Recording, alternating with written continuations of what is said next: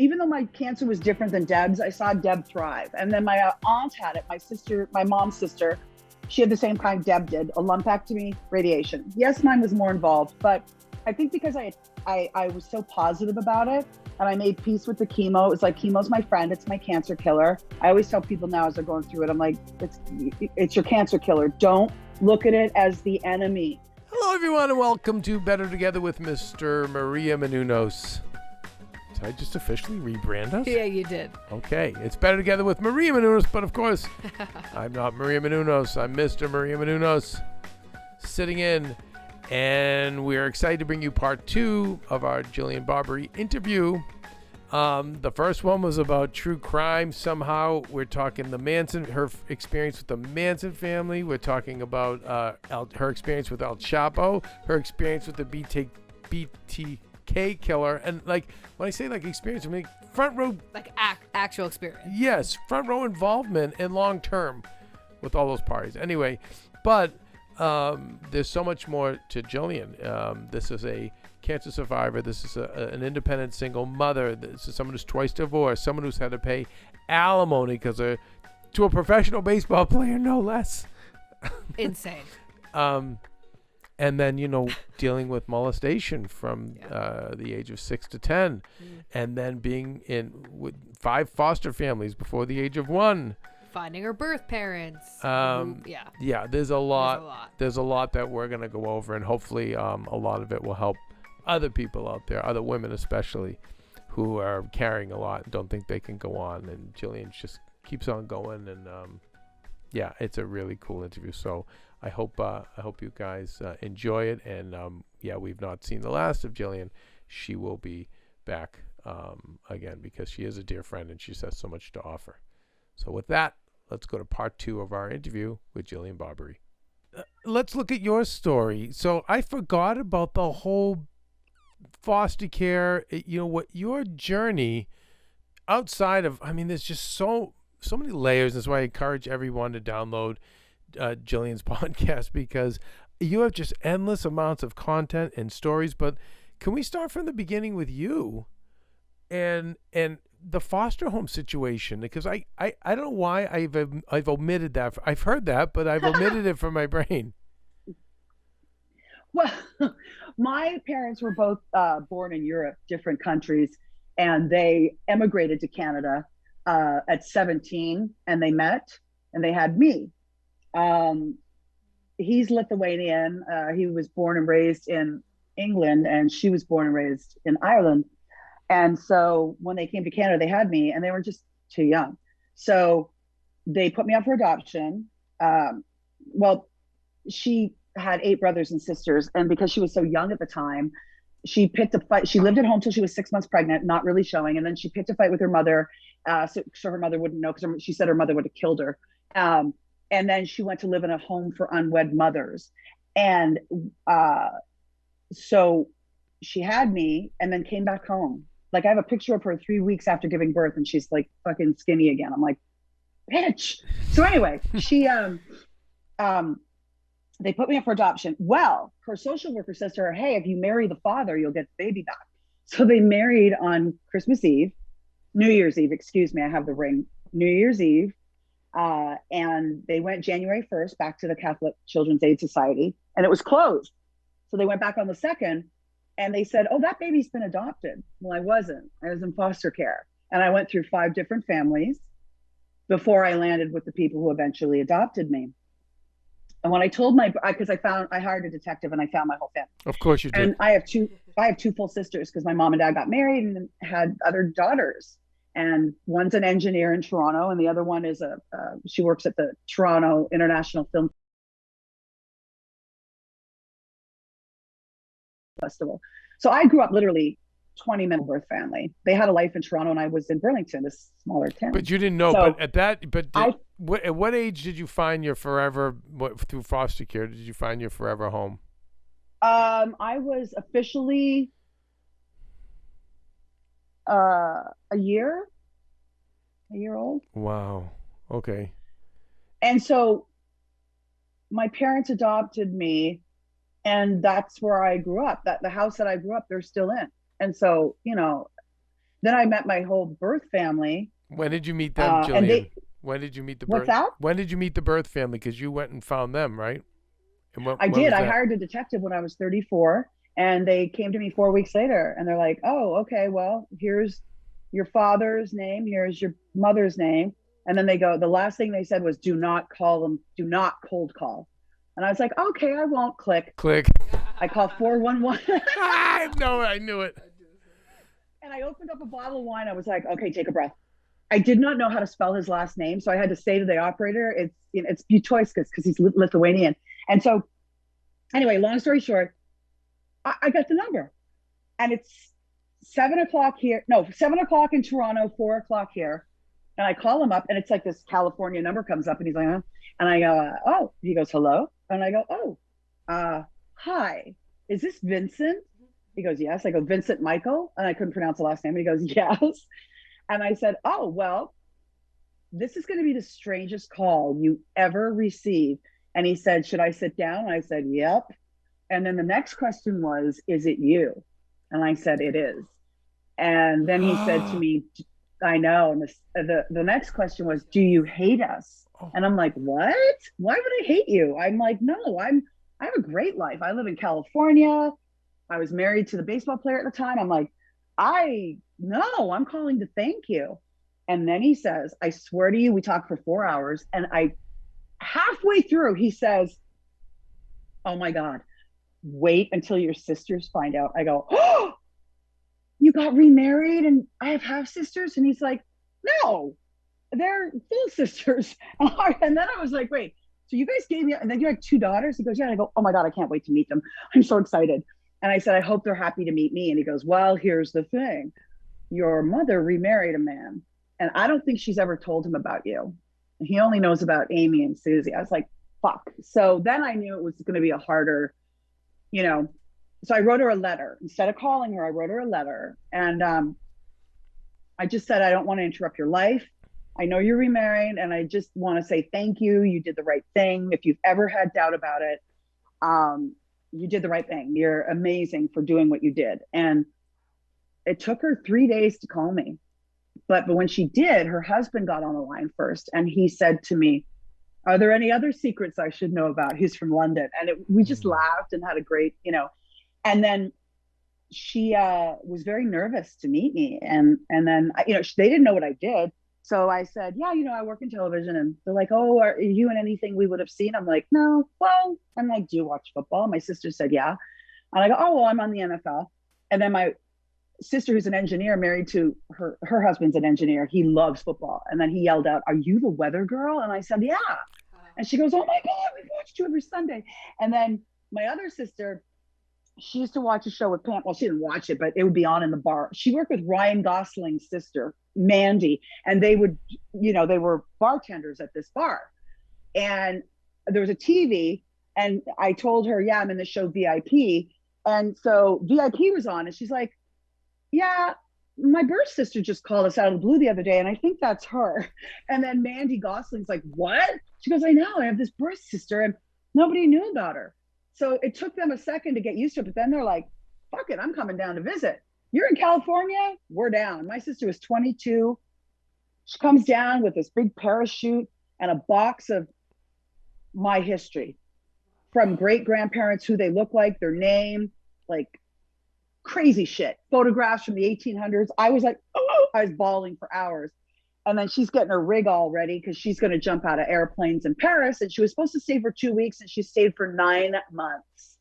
And we called her my assistant because I had like 5 shows on TV at the time. Yeah. So she would come from the dating show, the morning show.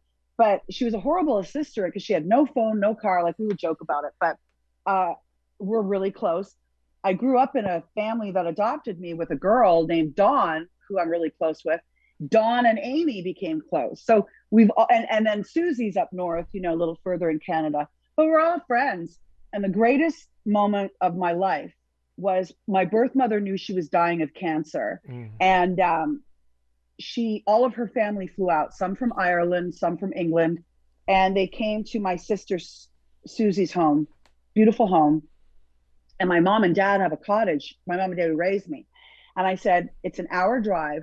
please come because Jerry wants to thank you. That's my birth mom. Mm-hmm. And I said, she is dying. And it would mean a lot if you both could come and meet her because she just wants to say thank you. My mom and dad come with their dog. And there's all my mom's crazy uncles that are all drunk, her crazy brothers, rather, my uncles, her other sisters that did have breast cancer too, like all kinds of crazy shit. But my mom had 3 kinds of cancers.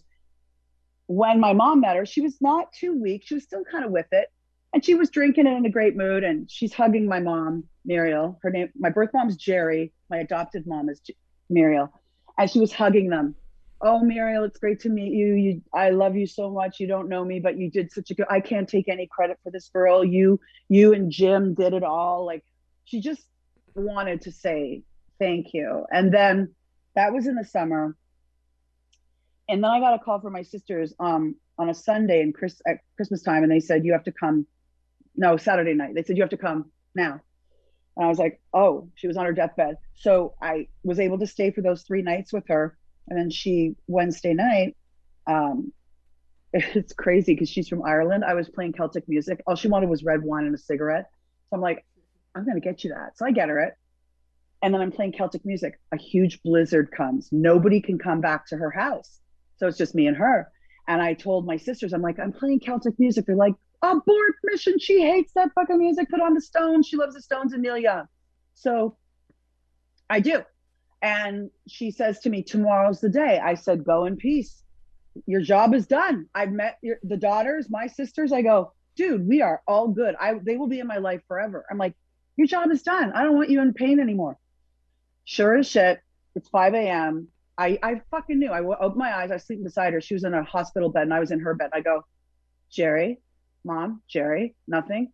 I grab her hand. It's still warm. I think she had just passed. So fast forward 4 years. I'm here in LA and I get this letter from England. And I never met my birth father, passed as well. I never got to meet him, but he was an artist. And so he sent me all his artwork and he's an incredible artist. So I get this letter from England and I'm like, oh, I don't know anybody in England. They're like, hi, we're doing a family tree. And you are Linda Lawrence's cousin. And Linda is married to Donovan, the singer. Like they've been married for 50 years. And I'm like, oh, and they say nothing about the Rolling Stones. I know nothing about Brian Jones. So I get off the phone and I tell my friend, yeah, Linda Lawrence, she was this festival girl. She was like, a Coachella girl. And she met and married Donovan. And so my friend looks it up and she goes, well, if it's the Linda Lawrence I'm looking at, she was married to Brian Jones of the Rolling Stones. And they have a child. I'm like, what? That's my favorite band. So it's true. She has a son with Brian and his name is Julian. And Julian has a son named Jules. And Jules and I are friends. And he's a musician. And he's 24. And who is Linda to you? What's that? Who is Linda to you, Linda Lawrence? She's my cousin. She's my dad's first cousin. Her mom and my dad's dad are brother and sister. So she's my dad's first cousin and my second. And when you look at pictures of her son, because she was in Vogue magazine because of Brian, and she knows Mick and she knows Paul McCartney and she knows the Dalai Lama. Like her life has been insane. And she's been married to the singer Donovan for 50 years and they have 2 daughters. So they're my cousins and they live out in Palm Springs. It's just an insane life. But, the Rolling Stone side of it, Dad, I don't think knew that Linda, he knew Linda, but I don't think, he never told me about her relationship with Brian Jones. And, Brian died when he was 27. Mm-hmm. So Donovan adopted their son together, Donovan. And so Jules, my cousin as well, he looks at him as a grandfather. Like he'll visit Brian Jones' grave, that's his grandfather, but he looks at Donovan as a grandfather. So it's like, I always say, you couldn't write this crazy shit. No. I didn't go out looking for them. They found me and they're Jillian, like super famous. And I was like, this is crazy. It's crazy. Well, here's what really is crazy to me is the fact that you're there on your birth mother's last day. You don't see her from age 1. And then you're the one to send her out. 34. Yeah. It's to send her out of the world. Can I share something I just thought about, Kevin? What? She walked in my front door. I got a car to pick her up because I came off Good Day LA, but I was off to go do another show I did called The Test.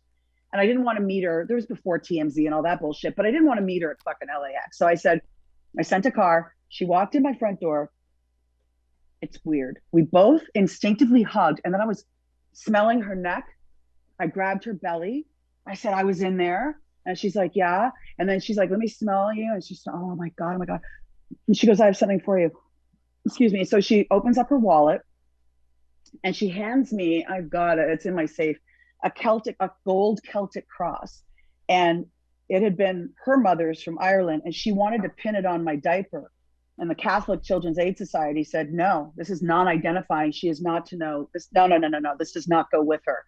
So she was crying and she put it in her wallet when she left. And she said she's carried it for 34 years. And then she gave it to me. That was really something, it was beautiful. But the other thing that was really beautiful was no one knew I existed. So except my birth dad. Her family didn't know, his family didn't know, no one knew. My sisters didn't know. Her mother didn't know. I talked to her mother on the phone. Anyway, so she kept me a secret. And when she was dying that night, I said, isn't it crazy? Like, you came into the world with just me. And now, because of a blizzard, I'm thinking to myself, she's leaving the world with just me. Mm-hmm. How weird. Like, all of her sisters, stop it, Kitty. All of her sisters, they couldn't make it because the streets were shut down. So it was just me and her in Toronto. And, oh my God, my cat, stop, come here. And so it was just us. And I said to her, like, I go, this was meant to be. That's all I kept saying. I didn't say you're going out with just me, but I was like, this is meant to be. Yes. It was very poetic, I guess is the word. What a story. I don't know how else to say it. It was beautiful. I'm at such peace because, like, my sister said, my mom drank and took a lot of pills. And a lot of it was to do with her guilt of giving me up and keeping me a secret. She never told her second husband about me. Mm. He thought she had 2 girls with Vince. She had 3. So we wanted to give her, like, but it ended up being, I think she drank and did that to numb the pain of me, of this secret. This was such a big secret in her life. When I found her, my sister said, miraculously, they're like, Mom's not drinking like she used to. A couple of years later, they're like, Mom hardly drinks. I'm like, what? Yeah. They're like, yeah, she got cancer and had to do her cancer pills, but they said, it's because of you. Yeah. And I started crying. Yeah, of course. Because I know it's true. Yeah, right. I mean, I gave her a gift. You totally did. The gift was not just that I found her, but that I never held any animosity towards her. Well, the fact that you said it's all good. You're like, it's all good. I ended up great, and thank you. Yes. And Jillian, do you see where, and I have the ability because I'm separated from this, but you see where we carry so much guilt and shame that we don't need to? You were fine. You had great parents raise you. Literally a life. Like, you had 10 lives of success in Hollywood, because I forget that you were the Maria before Maria, meaning the girl who was doing everything. You're acting, you're hosting, you're like you were doing, and now even hearing, I forget how much you did. So I'm hearing you drop these little things. I did the test and I remember, but you see where, your poor mother carried all of that and didn't need to. Yep. Didn't need to carry that. You were fine. Nope. It was actually quite the opposite. People will say to me, when you found out they had 2 kids, weren't you angry? I'm like, about what? Well, they kept them and didn't keep you. I go, they were fucking 17. I mean, like, I didn't have a kid till I was 40. There's no way I would know what I was doing at 17. I know. And so 6 years later, she had my sister. And then 6 years after that, she had my other sister. And I needed to tell her that. Like, when my father said, oh my God, wait till your sisters find out, my birth dad, I was like elated. And I thought, half sisters. And he's like, no, full. And I was like, oh my God, like, I'm going to meet people that I have the same blood as, or maybe I look like them. Maybe I have their nose. Anyway, I looked exactly like my mom, and they look like my dad's side of the family. So it's kind of interesting. But it was your perception, Jillian, though. You had your perception. It's you know what I mean? You could have went in with a victim mentality, or And you, to me, is it's how you chose to view it. Absolutely. And I've always chose to view the glass as half full. It gets me into trouble sometimes if I meet narcissistic people, because I always, you know, I remember one of my exes saying to me, "You think everybody's beautiful. You find the beauty in everybody." And I said, "You're acting like that's a bad thing." You know, narcissists are very good at picking the bad. They find the bad in everything, and I happen to find the good.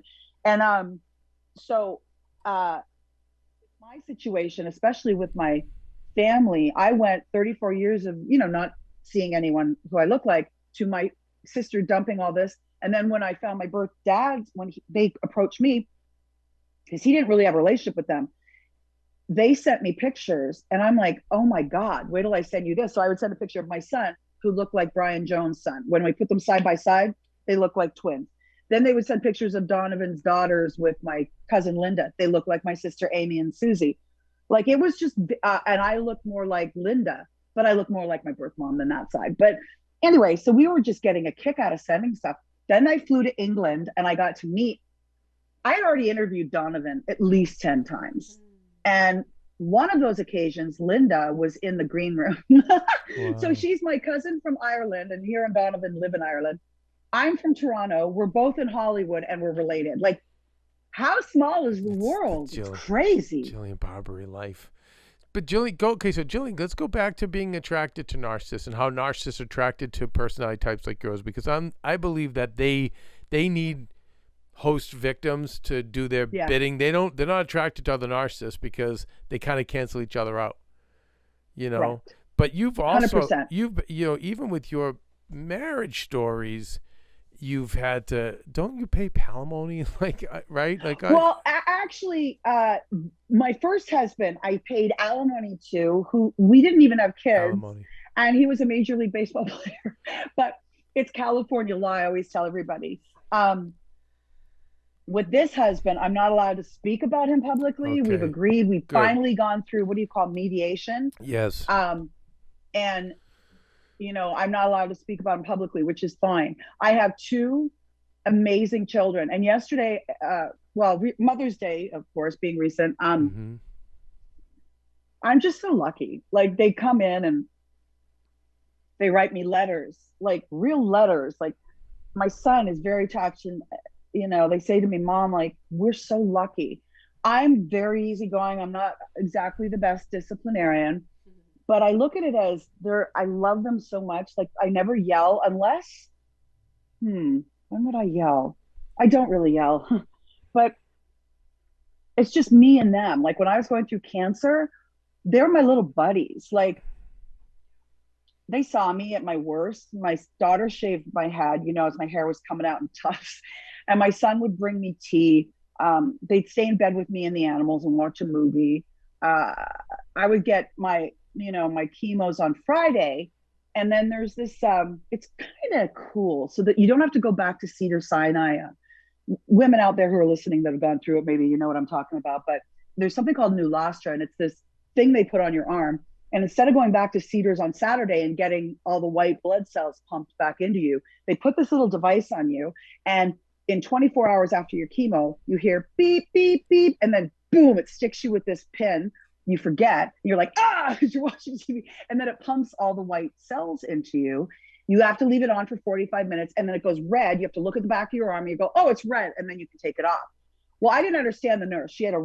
I had the best nurses, but one of them, we didn't communicate as well as we should have. So I heard it beeping, right? And it goes beep, beep, beep, and I'm like, oh. And I heard click, and it's when the needle goes in and it's supposed to do its job, but I took it off then. Oh. So when I went to go back for my next chemo, they're like, I'm sorry, you have to get blood work done first. They're like, we can't give you chemo today. I go, why? Oh, you don't have enough white blood cell counts. I'm like, what? I was devastated, because I'm like, I don't want the cancer to spread. Like, I told them to be as aggressive as possible. I'm like, I don't care. Like, you can wear the cold cap, keep your hair. I'm like, I don't care if I go bald.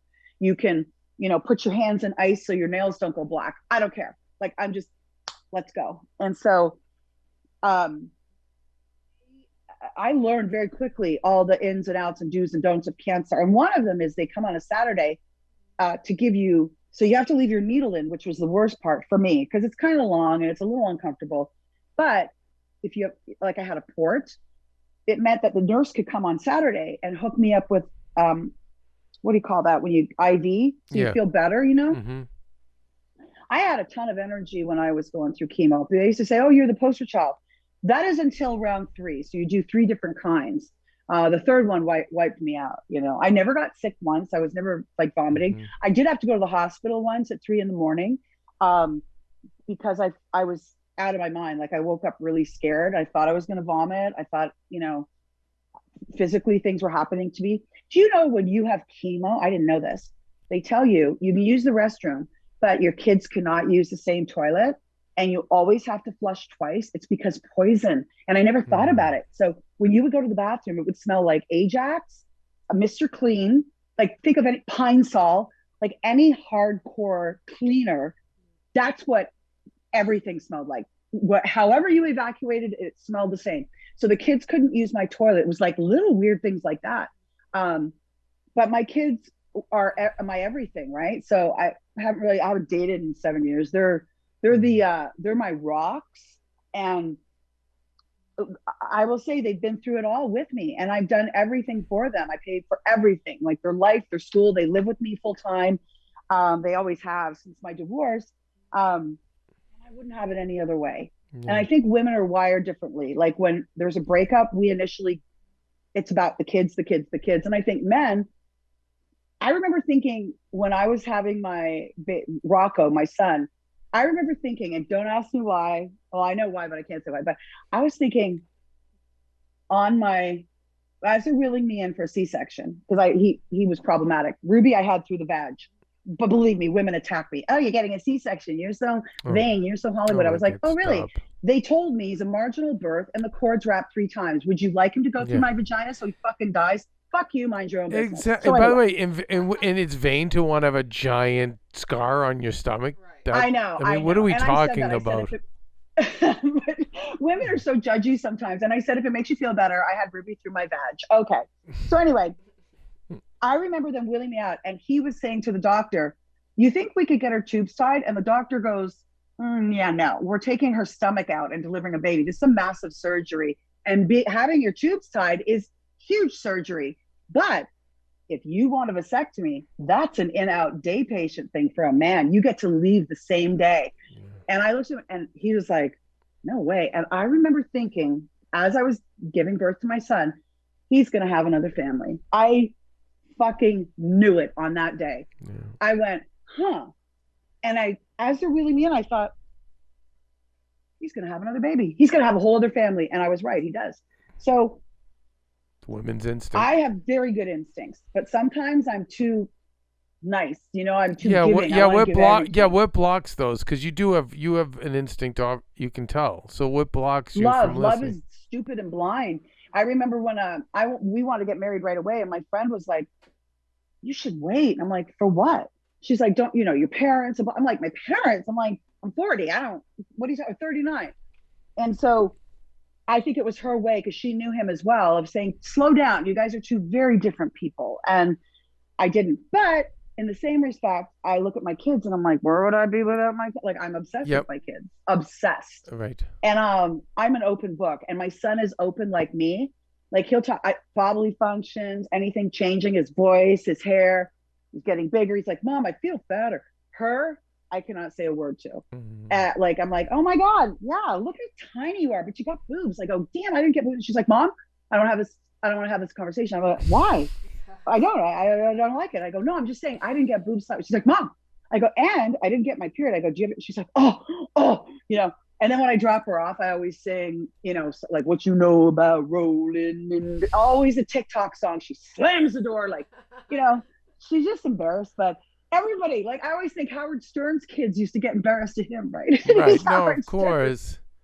I love it. No, and I think you're right, Stern. I because know. you wouldn't have the kids without that experience. I I'm think, so grateful to right? him for that.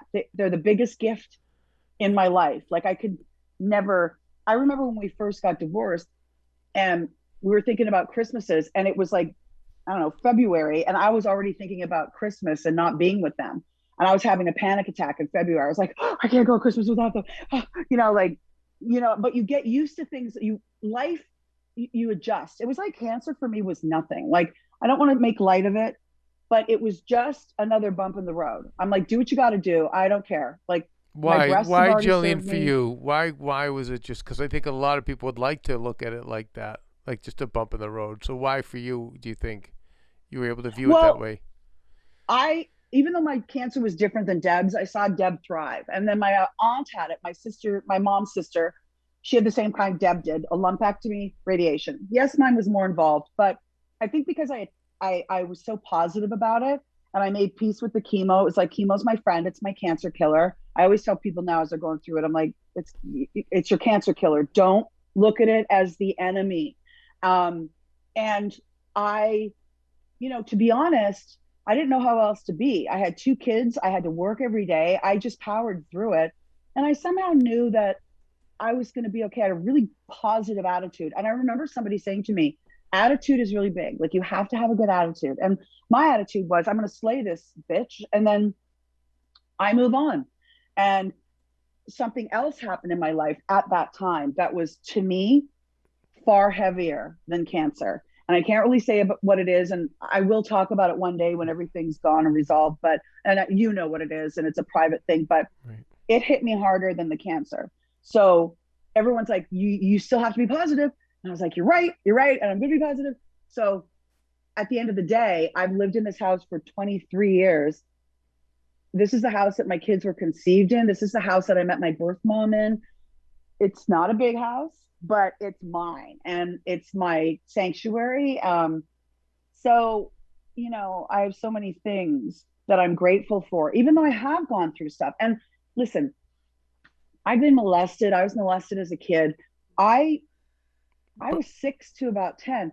I at 6 to lived in 10 my own world. you were, so from 6 to 10 you were molested, Jillian? Correct. Yeah. By whom? Yeah. Family. But they're dead now. But I remember thinking, oh, it's because I'm not related to them. But that's never the case. No, And right? no, it's nothing to do with that. I was like, oh, it's because I'm not their flesh and blood. But I'll tell you how disconnected one can be. I remember working in Miami as a weather girl, and I was with a news anchor. There were 2 of my best friends, both chicks. One did sports and one was an anchor woman. And we had a tiny little room to get ready in, the size of like a closet. And we're all putting on our makeup, and the TV's up in the corner, and it's our other newscast. We did like 7 hours of newscasts a day. And we're watching the other anchors, and some of them have gone on to be superstars at Fox News and CNN. But anyway, they were doing a story on a little girl who had been molested by an uncle. And I remember it was Deb Kaufman and Jessica Ure, who is now in San Francisco as an anchor woman. And they were like, oh, that's horrible. She was 6 years old. And this was my response. I was like, yeah, okay. Like, you guys don't have a creepy, touchy feely uncle. And I was laughing, and they were like, what the fuck? The way they looked at me. And I was like, And then I said, they go, no. I go, are you serious? I was 22. I was like, nobody's ever touched you inappropriately. They go, what? No. And it was the first time it sparked in me, oh, it doesn't happen. And then to everybody. And then fast forward, because I assumed it happened to everybody. And then I moved to LA. I'm 30. No, now I'm 26. And I remember I listened to Dr. Drew every night on Loveline driving home, because I lived in Huntington Beach. But I used to do the 10 o'clock news at Fox. And so I was driving home each night, and I'd be like, something's bothering me. Like, I can't emotionally connect to, it was my fiance. Like, I separate sex and love. Like, they're totally different. I'm like I felt like a dude or so. I just was very disconnected from my own body. So poor Dr. Drew, I don't even fucking know the guy. I'm doing the 10 o'clock news. And back then we had a Philo fact. That's how long ago it is. Look it up, kids. And it's got all the different guests that we used to have on the show in this card folder thing. And you looked up, D for Dr. Drew. And I got his number. And I was getting my weather ready at 6 o'clock that night. I was doing all my graphics and on the computer for it. And I called him out of the blue. And his wife answers, Susan, whom I'm now very good friends with, thank God. But she had just had triplets. He had just left Pasadena Hospital, came home for a quick bite. Then he has to drive and go do Loveline with Ricky Rackman. So I call his home. She answers the phone. All you hear is, wah, wah, because they got 3 babies, right? Like, literally, she just had triplets. And she goes, hello? I'm like, hi, can I speak to Dr. Drew, please? I'm like 26 and just dumb, or 25. And she's like, who's this? And I go, oh, I work for Fox News. My name's Jillian. And I'm talking, as I'm talking, she like drops the phone. I hear boom, boom, boom. And I'm like, oh my God. So he gets on, he's like, this is Dr. Drew. And I go, oh, hi, Dr. Drew. You've been on the show many times. He's like, well, who are you? And I go, oh, I do the weather at 10 o'clock. And he's like, what's your name? And I said, oh, Jillian Barberie, or Jillian Worry at that time, because I wasn't married. He goes, yes. And I go, well, I was molested as a kid, and this poor guy just tried his fucking dinner, and he's got 3 triplets, and his wife is like, who the fuck is calling? Who's this woman? And I'm like, yeah. So I really would like to have help, and I'm thinking about a female therapist, and I was just curious if you know anybody. He goes, yeah, okay, yeah, get a pen. So I write down 3 names, gives me their numbers. I was like, thanks a lot, Dr. Drew. Great to talk to you. And I hang up, and I don't call anyone for another 7 years. I swear to God, I'm crazy. So I don't know why, I just needed to reach out and tell somebody that I was molested. And then I felt better about it, telling him. Well, fast forward, I meet Drew and his wife again, and we become very good friends socially. And we tell that story. His kids are now 25. Yeah, no, I know them. Oh my God. And Susan is hysterical. So I've been, they've been to my house for dinner. I've been to their house. We get together when I'm in Newport Beach. I love them so much. And Dr. Drew, I tell him the story, and he said, did you ever? And I said, eventually I did find a therapist when I was 34. We talked a little bit about it, but we really didn't delve too much into it. She actually helped me find my birth family when I was 34. She's like, this seems to be an underlying theme in your life where you want to know where you're from. You want to know your nationality. I didn't know what I was, So I said, yeah. And I kind of went down that road instead of really delving into the sex abuse, and it was incest. And I really, to this day, I've worked with girls who've been molested, and I think that's my therapy rather than sitting and talking to somebody. You know what I mean? I feel that is. Haven't done it in a while. Like to do it again, but I feel like I know exactly what happened. They were sick, and one of them died of a heroin. He died at 19 of heroin. Not an overdose, hepatitis. He caught from a dirty needle. So, Jillian, what was some of the potholes that were created from that, do you think, in your life from that experience? Gosh.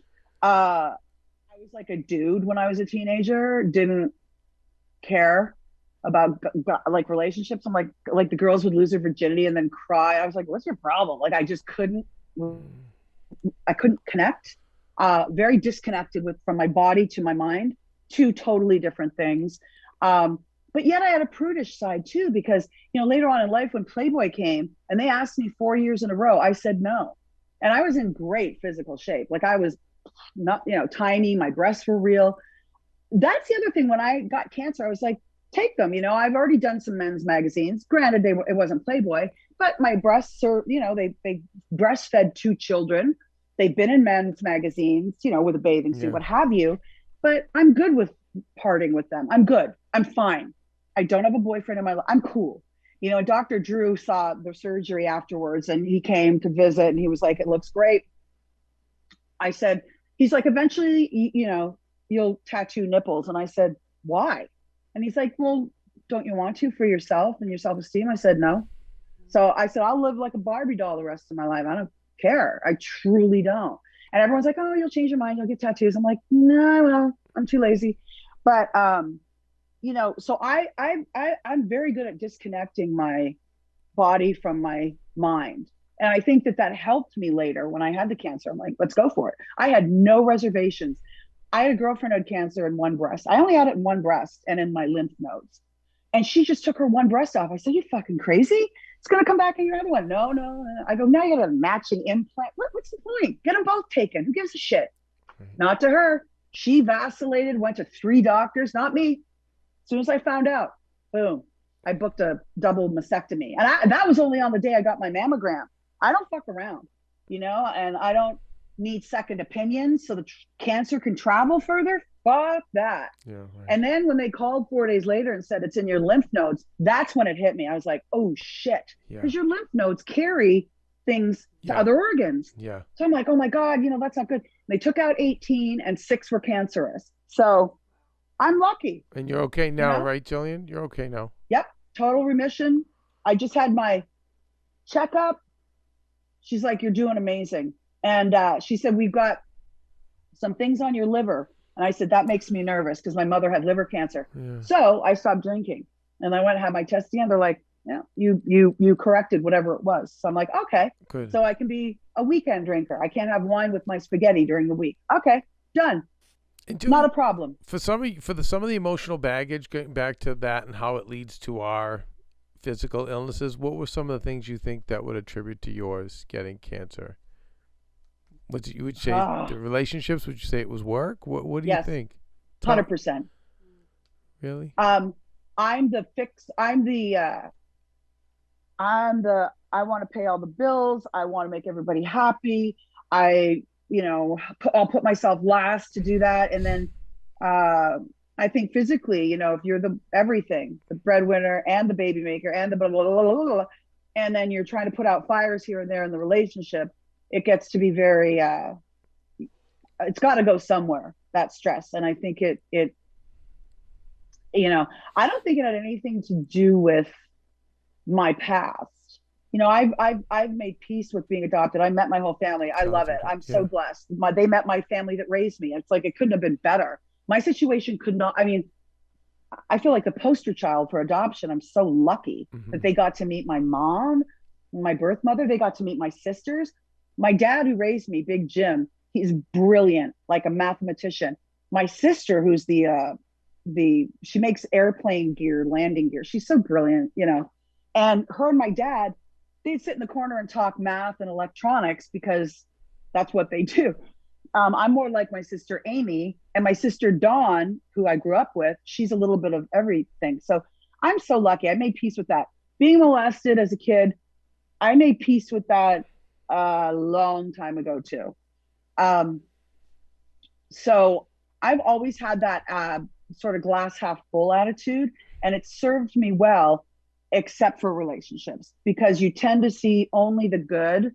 And when you do see the negative, you're already balls deep in it, like 100% full throttle in love, and you want to, make everything work. So that, I would say, it's a blessing and it's a curse being that much of a, when I'm in, I'm all in. I'm the empath. I feel everything. Yeah. I want to fix everything. If you're not working, I want to find you that. I want to help, you're that way. So it's like, but if you are with the right person that gives it back to you and you're both supporting and uplifting each other, it doesn't drain you as much. Like your partner is there to uplift, not to compete, not to, So, I think, that's where I went kind of sideways. And, my friends always say, hey, who knows? Like maybe love is around the corner. We'll see. Oh, maybe, for sure. For sure. I think right now you're getting it with your kids, but then no, for totally, sure. Kevin. Yeah. Totally 100. Yes. Yeah. You're getting it with your kids right everything. now. That's what I mean. And then at some point, they go do their thing and you're way too, so much to bring to the table. Like, no. Gosh, it's funny you say that. My friend said that the other day. They're like, well, eventually they're going to go away. And I'm like, okay. Although my son is so obsessed with me. He's like, Mom, I want to live out in the guest house. I'm like, fine. He goes, I'm going to have 5 cats. I'm going to have my cat, Pierre. I'm going to have John, Lewis. I'm like, who are you? He says he's going to live out there. I go, no, you're going to have a girlfriend and she's going to love you. And he's like, not like you do. I said, believe it or not, you're going to pick the right girl. My daughter wants to live in New York. She's 13. She's like, I can't wait to drive. I want to go to New York. I want to go to NYU. I want to, He's like, I'm moving right there. Like he's 11 and he's obsessed. Like if he could crawl back into my vagina, into my belly, he would. I would have still lived with my parents. I would have lived if there was an industry in Boston. I never would have moved out. I never would have moved. No, I loved them. We had a lot of fun together. I did all the work on the house for them. I made their lives easy. And no, it was My dad was like, "Yeah, great. That sounds awesome." He loved it. So I don't know. I mean, why wouldn't you want to be around people you love? Absolutely. I have no problem with that. But like are they like you? Their personalities are, are you like your dad or your mom? I'm like my dad, but that's why he died of cancer too, because we all go out. That's there you go. Yeah. So there you go. What kind did he have? everything, colon, lung, brain. It was all over him. Yeah, there was nothing Like left my to him. mom. Yeah, he just gave every part of himself. Like that's who he was. So Wow. I And you believe that that's because I think so. Yes, I believe that. seeing Yeah. more people with cancer and some of these autoimmune diseases, it's usually the same personality type that's giving so much of themselves, and and Well, being think about, drained, and yeah, you're right. Deb gives everything to keep the killers behind bars. Like, Deborah Tate. that's why I Yeah, eventually had to say to her, Deb, this things were happening in her life this and is Sharon financially. Tate. And Yeah, I this is said, Sharon Tate's sister, right? correct. Yeah. Yes. Wow. And I said, Deb, you've given so much for the past 22 years that I've known you, and you did it Yeah. before that. So you need to get back. And one of the ways we got back, I said, we're gonna auction off her stuff, Yeah. and you're gonna get all the money. And she would want this, and that's just the way it is. Then I was telling, obviously she still has everything else, all we call the dark stuff. And I said, Deb, believe it or not, there's a whole underworld. And I know some of those people that buy the John Wayne Gacy clown pictures, the Richard Ramirez letters. Like, I know everybody that's in that sinister world. And I go, I know you could make another $500,000 off that. That's just sadly the way our world is. Yeah. And she's like, ooh, No. That's how, by the way, bad people keep you crippled, because you go, ooh, you know what I mean? Like they count on us having all those mixed up feelings. No. Well, you know what her number one thing is, and I get it. She said, I would rather die than have Sharon's baby's clothes beside a Manson letter. And I said, I totally understand. No. Then she's got to make sure that those are provided for, probably, like, to be given to some niece or grandchild, because eventually, it's going to end up there. I get that. I think for her, I wonder if there's not more content. People just love, they're infatuated with that story, and I agree with you. She should profit rather than it's probably, I mean, I don't know where I haven't met her, but it sounds like it's physically killing her to have to keep carrying and fighting these elderly men and women who at this point, they need to be in there because they deserve to be. I don't think they'd be much of a threat if they got out, but unless they inspire like young people to join them or do something. I think that's probably the biggest concern. Maybe, but I 100% agree with you. Well, I don't want to see her be drained anymore, because they've already done. They've done enough. You know what I mean? And they got the mother. That the mother was activated because of it. Probably the other daughter, it's activated because. So I think like what you're doing, which is continue to live your life, enjoy what you have, your children and your health, and and that's probably the best course of action. And speaking of that, like, so Jillian, like, besides the podcast, which I think after these we're going to do multiple episodes with today, I think you're going to have a lot of fans tuning in. I hope people. Yeah, they will. Thank you. I hope they tune in. It's a potpourri. So we could have a serial killer's daughter on one day. We could have Deborah Tate from the victim side on another day. We had Michael Chiklis on last week. He's coming up tomorrow. Jolie Fisher, just actors, entertainers, newsmakers. One of my friends came on. She was a Harvey Weinstein victim. We call her the potted plant girl. But anyway, so yes, he wanted to. He asked to masturbate into the potted plant. He did. He didn't just ask. He did. He did. By the way, did you know him? You must have known him very well, Weinstein, right? I met him once, and it's funny. I was with my girlfriend who's not in the industry. She's Iranian. I call her the Persian princess. She's stunning. And we went to. We sat at an AIDS benefit, and we were at the table with Harvey and Leo DiCaprio, and Harvey kept staring at her all night. Now, she knows no one. I've taken her to Jimmy Kimmel's parties. I swear to God, this happened, Kevin. It's the funniest fucking story ever. We're at Jimmy Kimmel's. There's George Clooney. There's whatever. Every Oscar winner there is. And we were on our way out to this actual party where Harvey Weinstein was. It was a benefit for AIDS. And we're on the way out, and she goes, "Oh, my God." And I thought, she looked over, and there's Howard. And he's talking to Adam Levine, and she goes, "That's the guy from The Voice." And I looked at her and I go, "You're fucking hilarious. You don't know anybody." No. I go, "That's George Clooney." She's like, Okay, so fast forward. We're there, and Harvey Weinstein is staring at her. And I mean, intensely. And I'm going, what the fuck? He's really checking Shawnee out. What's up with that? So we're leaving, and she walks by him, and his head completely follows her. We're going down the escalator. I go, all right, what is it with you and fucking Harvey Weinstein? And she goes, who? I go, the fat dude with the pineapple face at our table. She goes, oh, yeah. She goes, who is he? I said, Miramax.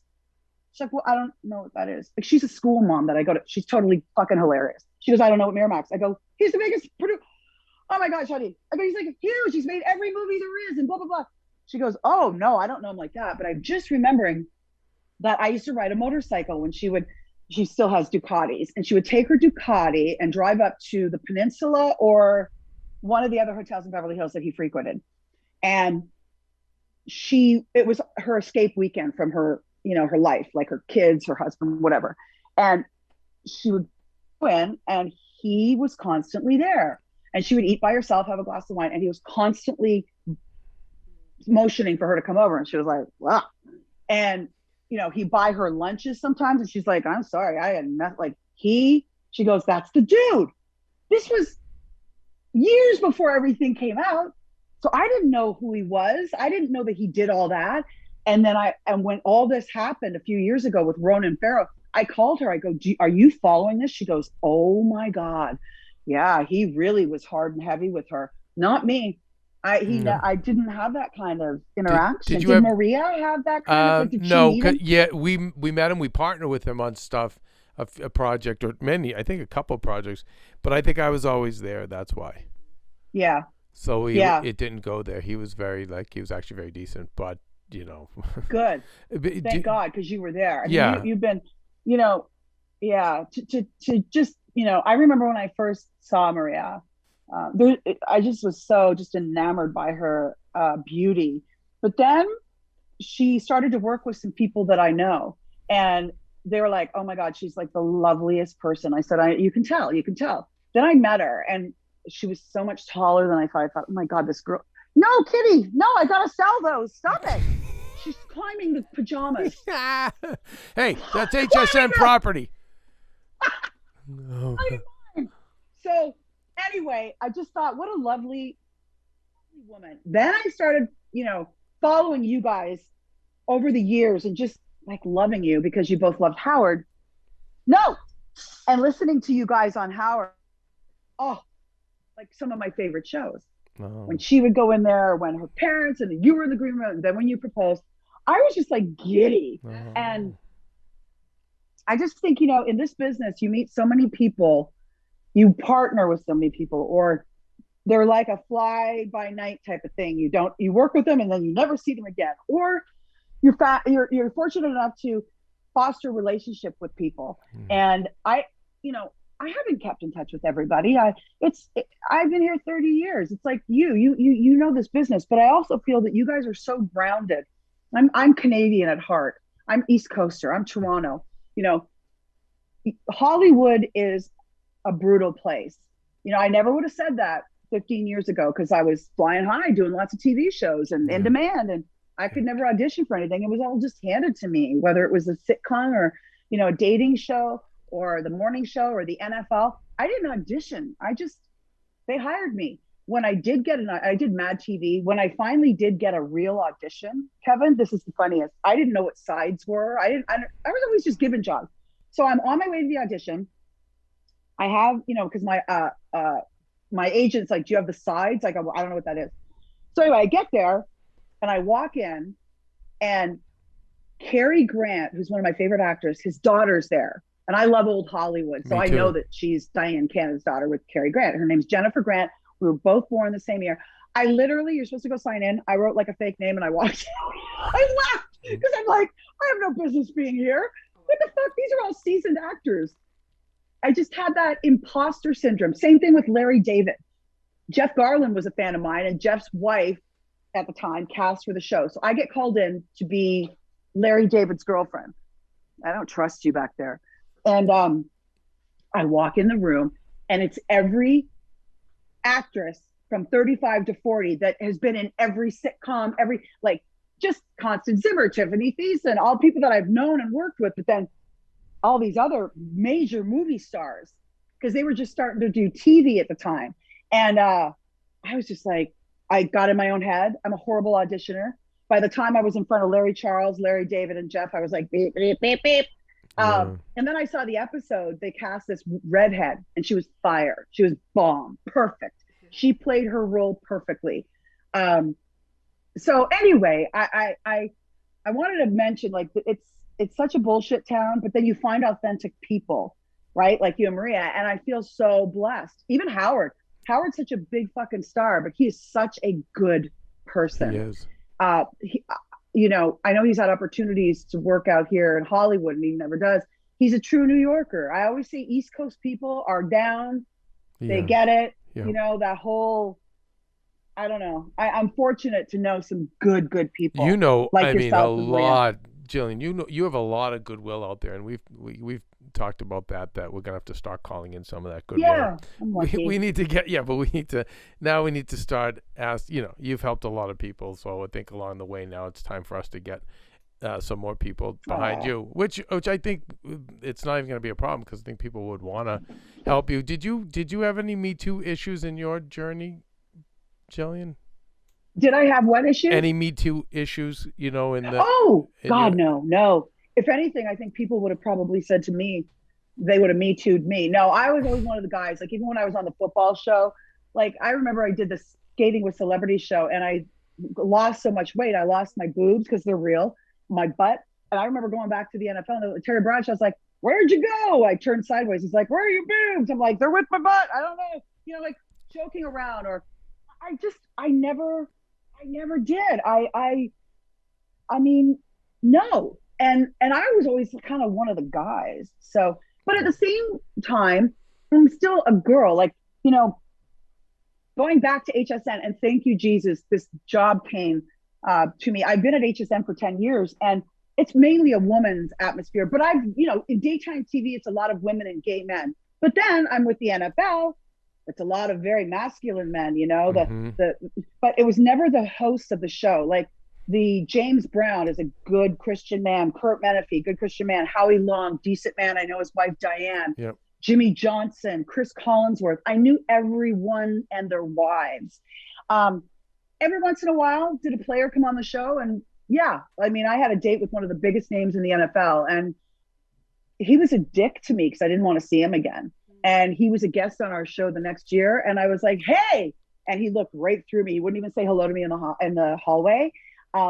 That really wasn't a Me Too thing though. But we went to lunch at the Ivy, and I had a Porsche at the time. And I remember him saying he wanted to drive it because he's alpha male. I'm like, "No, I'm dropping you back off at your hotel." And he's like, "You're coming into the hotel." I was like, "Absolutely not. I'm not coming into the hotel." And I paid for lunch because I didn't want him to think that I owed him. Like, that's how ahead I think. I'm like, it ain't happening. He was so angry at me. He wouldn't ever talk to me again. When he was a guest on the NFL, wouldn't look at me. I laughed at it. I was like, "You're such a child." But it really wasn't Me Too per se. You know, I want to mention, you know, going back, as I said, to HSN, I've been there 10 years. It's like a family to me. And now I'm selling cozy clothes when like I got chemo and I was at Cedars, I got a big box of these incredible, yummy, soft clothes. And one of the things that you want when you're going through chemo, it takes 4 hours. It's drip, drip, drip. I'd watch my Netflix, but you want to be cozy. So I'm like, I'm the perfect spokesperson for this because I live in their stuff. I've been really fortunate, I have to say. I mean, I'm really lucky. Have I gone through hell? Yeah, but everybody goes through it. My past 2 years have been horrendous, but they're looking up again, and I'm so grateful. You know, I love the code. It's like I could write a book on being 50 and having your boobs chopped off, and now you're completely going through menopause because they put you on medication, and then your ex marries a 30-year-old and has a baby and she's a model. Like, oh, I don't care if you hate the guy, you're still gonna feel some shit, you know, you're still gonna feel like, wow, it's humbling. But you know, I think you just keep going. I think there's 10 books in you. We've talked about that, but I love the idea of the cozy line. I can already see Maria's gonna want these clothes because that's her whole thing. Yeah, we call it sleepwear to streetwear. So she could wear jeans with the top, and she's so gorgeous. She makes everything look amazing. I'm definitely gonna send stuff. So send me the address. So I need to send her. And when Jillian, what hours are you on? Is it random? When do they put you on HSN? Oh, for the love! I know. All I know is May 20th, and then they tell you you're on at 11, at 1 a.m., 4 a.m., 7 a.m., 11 a.m., noon. So you're basically on all day, but you like, who knows? I always like put out on Twitter because I was doing the Too Faced Cosmetics before this. Yeah. I would always say, hey, coming up at noon.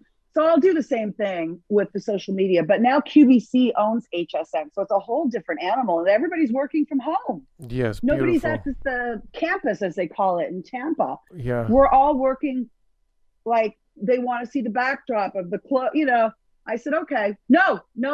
Sorry. She's looking, she wants to jump up on top of my TV. Kitty. Freaking kitty. It's a Bengal She's so kitty. bad. She jumps on top of the TV and just stands on the top. The Bengals are the greatest. My God, she's gorgeous. Yeah, she's got really green eyes, and her best friends are dogs. She hates my other cat. Yeah, hates her. Wasn't Bengals? I've heard that they have a little bit more dog personality than cat. Oh my God, she thinks she's a dog. They all, when I put the bowls out, they all run out except I have a big Persian with blue eyes. Terrified of this thing. My daughter's terrified of her.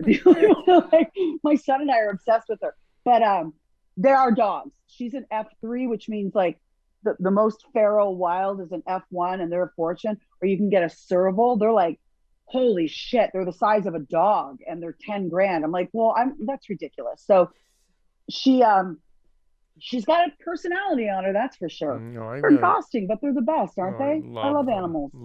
Yeah, no, and I know you do so much work with them too. And Jillian, so the name, what's the name of the podcast, and where can we find it? Okay, so the podcast, thank you, is Ask Jillian. Perfect. And it's really not about me asking everybody else questions, but again, it's just a potpourri. It's not necessarily one or the other. It's a little bit of everything. I just so happen to be lucky to interview some people that are newsmakers, and whether it's true crime or movie stars or comedians, I've had them all, and I've just been so fortunate. So it's just an hour of a escape. And then HSN is May 20th. So I'm not sure when, or what, but like tune in if you want comfies and cozies, because I'm going to send Maria some good stuff. I love it. And Jillian, thank you so much for today and for everything you've done for everybody in the business. And I just can't wait till when I get back there. We got to roll our sleeves up with Maria, and this is so exciting. So Kelsey, you're young. It's interesting. So Kelsey's 27. Pooja, who's out there too, is 23. So a lot of this stuff is new to you, though, right? Like the Manson family, to me, I know it because I lived it. The Manson family, it took me a bit to understand what you guys were talking about, and then I was like, duh, the Once Upon a Time in Hollywood, Sharon Tate, and then I know who Sharon Tate. But then the El Chapo stuff, I was like, what? Yeah. I had no idea. I'm fat, and I love Jillian. I love true crime. Love it. Love it. Everybody does. So I'm fascinated. But she's lived it. That's the thing. I'm like, Jillian, you're such a badass. I know, right? Holy cow. Incredible, though. Truly. I just think it's so amazing how you get yourselves in these situations just because you want to help too. It's not like you're like, exactly. You just want to help. If Kevin was talking about Kelsey, that series is called The Day I Met El Chapo. That's the one with Kate. It's I think I'm the only one who speaks English in it, but they do have translation. Yeah. It's just really interesting. It's 3 parts, and it really delves into her life, and then how he kind of becomes infatuated with her, and how I got involved. But thank you for saying that, Kelsey, because I think the main thing that I want to do is help, and whatever I can do to help, I do. And so if I'm, Kate was this girl from Mexico. We used to go to lunch. We go to Craig's, and photographers would be taking my picture, and I'd say, you should be taking her picture, but nobody knew who she was. Oh wow! Until El Chapo, and then we couldn't go anywhere. We got chased. We had to have 24-hour security. I'd have it here at my house. It was scary. Wow. But we, again, we weren't afraid necessarily of the cartel. It was more the government. So there's like 1,000,001 books in There's you, Jillian. so like, many. It's crazy. It's like the million lives of Jillian Barberie. Truly. And crazy. Yeah, that's why we have to off air. We have to get to work, Jillian, a little bit. That's right. When I get back there, we have to just pull a lot of this together because you have so much to offer, and that will benefit so many people. And I think just for a lot of women, just this so aspirational, your story. Well, and Jillian, I want to tell you too, because my mom did the same thing as you. She got breast cancer the first time and told her doctor, okay, take them both off. And the doctor said no, because it was dangerous. And then she got it again and was like, screw you. I told you I wanted them both off. So she walked right into the next room and was like, okay, boom, take them both off. So I totally see you. She's good? And she's good now. But yeah, I Oh see my you. And gosh. oh my gosh, it's crazy. Isn't that like for them to say no? I know. Ooh. I know. So I think that's amazing. And how old was she, if you don't mind me asking, Kelsey, when she got it? 40s. I'm trying to. Holy shit. That's the age. Late 40s, early 50s. Yep. Exactly. So I just think, and she's doing well now? Yep, she is. She's doing well now. Thank God. But it's just crazy. So it's like, I'm always so like hearing your story that you're like, nope, take them off. You took control. I think your mother too. You guys took control of the situation. I think a lot of people go in and we look at doctors, like they're gods, and they deserve our respect, but your body. Right. It's amazing. Oh, the thing I want to tell girls is, how, like, I'm not sure how your mom found hers, Kelsey. Was it a lump? Yep, it was a lump. It was. Mm-hmm. Okay, so I didn't have a lump. I was putting my bra on, and I noticed in the mirror my nipple was inverted, and I go, that's weird. But I was having a mammogram the next week, so I was like, whatever, they'll figure it out. And sure enough, it was the cancer. They showed me it on the sonogram. It was eating my everything from the inside out. And so I always tell people, it's not necessarily just a lump. It could be an inverted nipple. It could be a dimple. Like, there's it didn't hurt, nothing.